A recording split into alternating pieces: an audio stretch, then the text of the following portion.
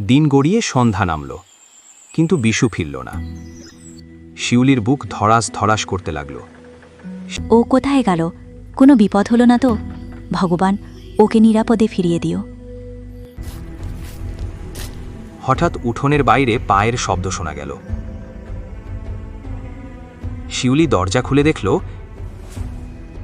বিশু ক্লান্ত শরীর নিয়ে দাঁড়িয়ে আছে। শিউলি দৌড়ে গিয়ে বলে, কি হলো? এত দেরি কেন?